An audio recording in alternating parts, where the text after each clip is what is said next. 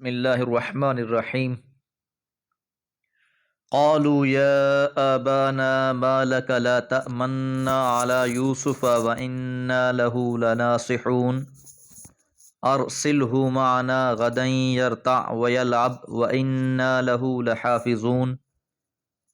قال انی لیحزننی ان تذهبوا به وأخاف ان یأکلہ الذئب وأنتم عنہ غافلون قالوا لئن أكله الذئب ونحن عصبة إنا إذا لخاسرون۔ سورہ یوسف آیات 11 سے 14۔ گزشتہ آیات میں ہم نے یہ بات جانی کہ یوسف علیہ السلام کے بھائیوں نے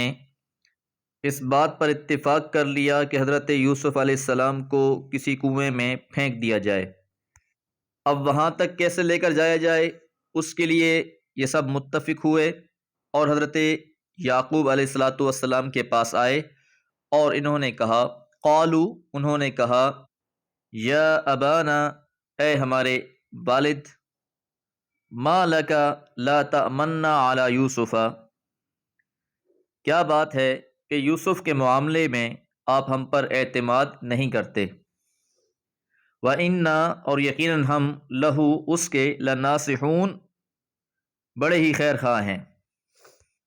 ارسلہ بھیج دیجیے اس کو، معنا ہمارے ساتھ، غدائیں کل، یرتع و یلعب چرے چگے اور کھیلے، وَإِنَّا اور یقیناً ہم لہو اس کے لحافظون یقیناً حفاظت کرنے والے ہیں۔ یرتع و یلعب کا لغوی مفہوم تو یہ ہے کہ ذرا چرے چگے اور کھیلے کودے، لیکن یہ نہایت خوبصورت تعبیر ہے پکنک منانے کی۔ بدویانہ دور زندگی میں جی بہلانے کے لیے جو طریقے بہت مقبول اور محبوب تھے، ان میں پکنک کو ایک خاص اہمیت حاصل تھی۔ شعرائے جاہلیت بھی اپنے قصائد میں بڑی دلچسپی کے ساتھ اس کا ذکر کرتے ہیں۔ حضرت یوسف علیہ السلام کے بھائیوں نے بھی مذکورہ بالا رائے پر اتفاق کر لینے کے بعد حضرت یعقوب علیہ السلام کو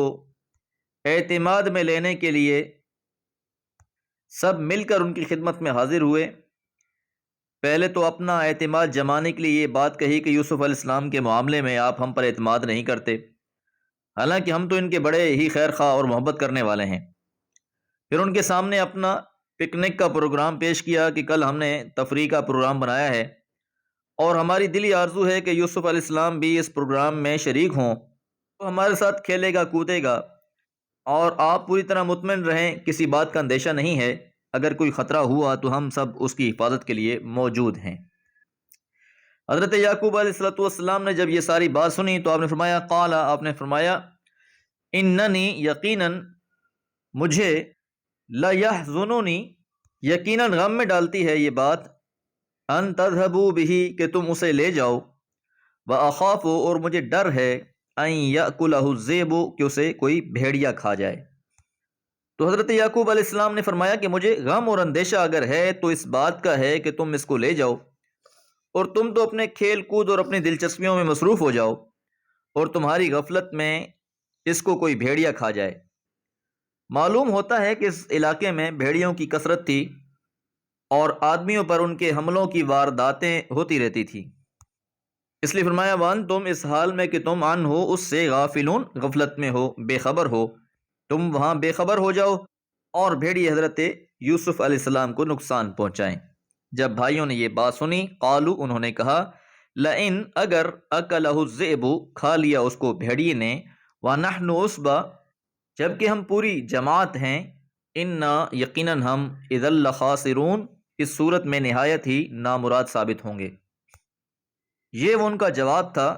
جب انہوں نے حضرت یعقوب علیہ السلام کے اس اندیشے کو سنا تو بولے بڑے تاؤ کے ساتھ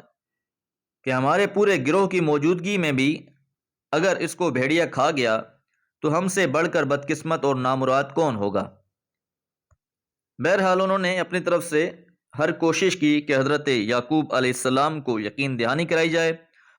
اور آپ نے جب ان کے اس اصرار اور خواہش کو دیکھا تو بدلِ ناخواستہ آپ نے حضرت یوسف علیہ السلام کو ان کے ساتھ جانے کی اجازت دے دی، اور ان کی سازش کا پہلا مرحلہ کامیابی کے ساتھ طے ہو گیا۔ اللہ تعالیٰ سے دعا ہے اللہ تعالیٰ ہر قسم کے شیطانی وسوسوں سے محفوظ رکھے۔ وما علیہ الا البلاغ۔